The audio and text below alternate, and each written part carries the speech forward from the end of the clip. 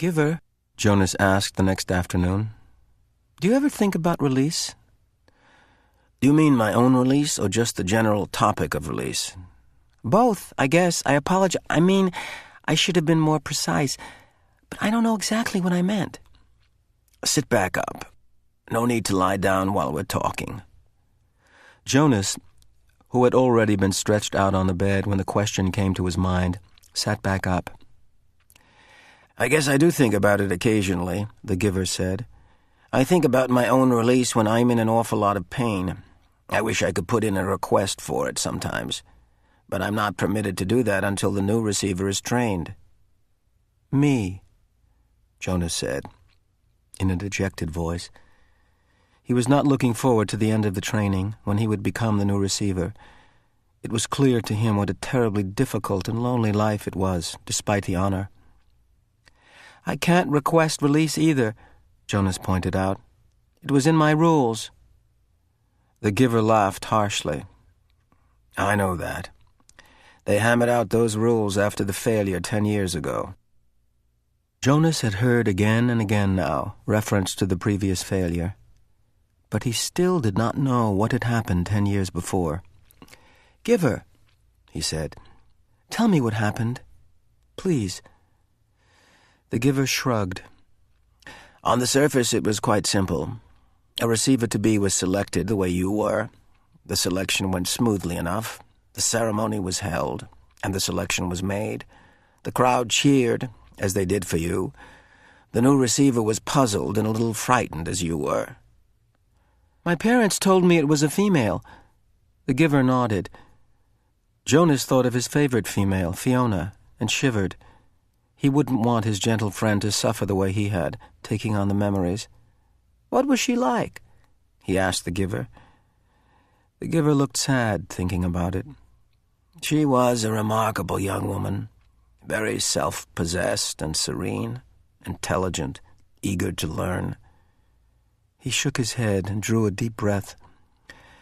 You know, Jonas, when she came to me in this room, when she presented herself to begin her training, Jonas interrupted him with a question. Can you tell me her name? My parents said that it wasn't to be spoken again in the community, but couldn't you say it just to me? The giver hesitated painfully, as if saying the name aloud might be excruciating. Her name was Rosemary, he told Jonas finally. Rosemary. I like that name. The giver went on. When she came to me for the first time, she sat there on the chair where you sat on your first day. She was eager and excited and a little scared. We talked.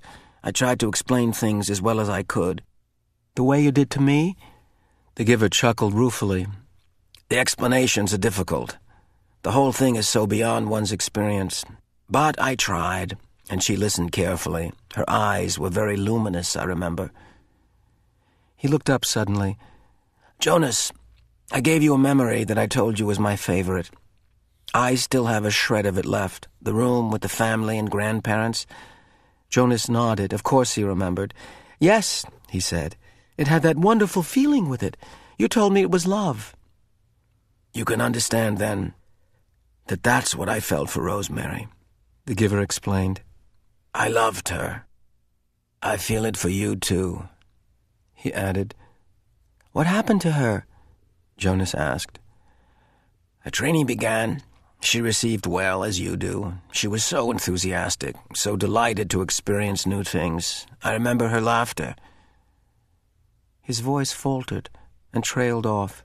What happened? Jonas asked again after a moment. Please, tell me. The giver closed his eyes. It broke my heart, Jonas, to transfer pain to her. But it was my job.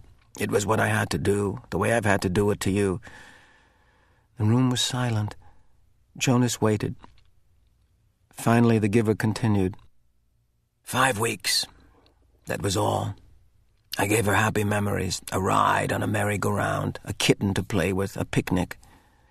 Sometimes I chose one just because I knew it would make her laugh, and I so treasured the sound of that laughter in this room that had always been so silent.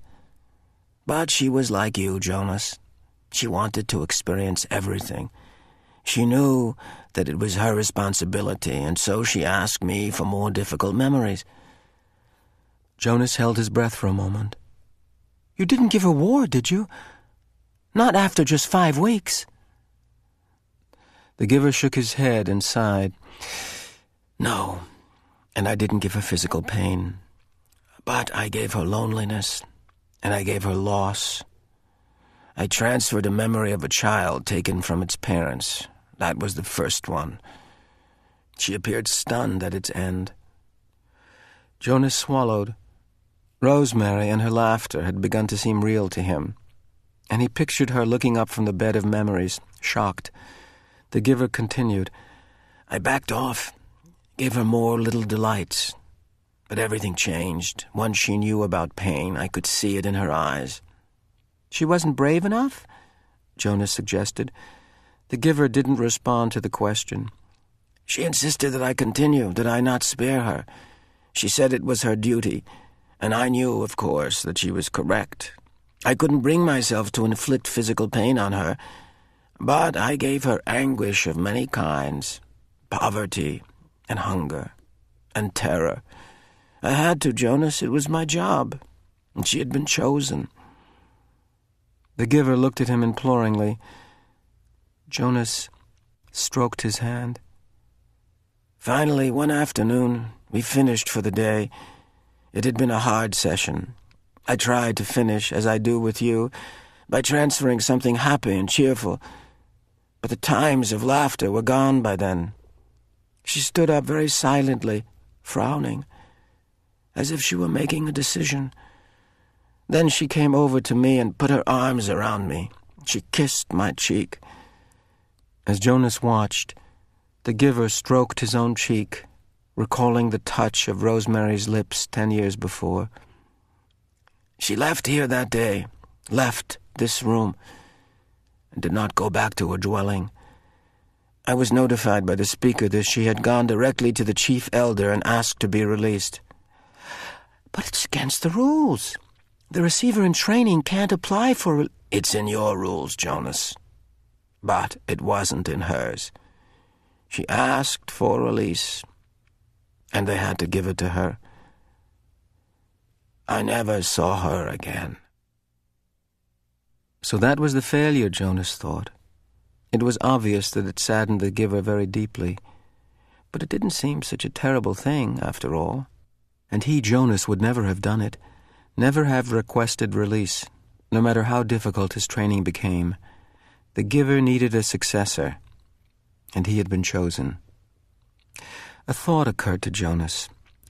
Rosemary had been released very early in her training. What if something happened to him, Jonas? He had a whole year's worth of memories now. Giver, he asked, I can't request release, I know that, but what if something happened, an accident? What if I fell into the river like the little 4 Caleb did? Well, that doesn't make sense because I'm a good swimmer, but what if I couldn't swim and fell into the river and was lost? Then there wouldn't be a new receiver, but you would already have given away an awful lot of important memories, so even though they would select a new receiver, the memories would be gone except for the shreds that you have left of them. And then what if... He started to laugh suddenly. Oh, I sound like my sister Lily, he said, amused at himself. The giver looked at him gravely. You just stay away from the river, my friend, he said. The community lost Rosemary after 5 weeks, and it was a disaster for them. I don't know what the community would do if they lost you. Why was it a disaster? I think I mentioned to you once, the giver reminded him, that when she was gone, the memories came back to the people. If you were to be lost in the river, Jonas, your memories would not be lost with you. Memories are forever. Rosemary had only those 5 weeks' worth, and most of them were good ones. But there were those few terrible memories, the ones that had overwhelmed her. For a while they overwhelmed the community. All those feelings. They'd never experienced that before. I was so devastated by my own grief at her loss and my own feeling of failure that I didn't even try to help them through it. I was angry, too. The giver was quiet for a moment. obviously thinking. You know, he said finally, if they lost you, with all the training you've had now, they'd have all those memories again themselves. Jonas made a face. They'd hate that. They certainly would. They wouldn't know how to deal with it at all. The only way I deal with it is by having you there to help me, Jonas pointed out with a sigh. The giver nodded. I suppose, he said slowly, that I could... You could what? The giver was still deep in thought. After a moment he said, If you floated off in the river, I suppose I could help the whole community the way I've helped you. It's an interesting concept. I need to think about it some more. Maybe we'll talk about it again sometime, but not now. I'm glad you're a good swimmer, Jonas, but stay away from the river. He laughed a little. The laughter was not light-hearted. His thoughts seemed to be elsewhere, and his eyes were very troubled.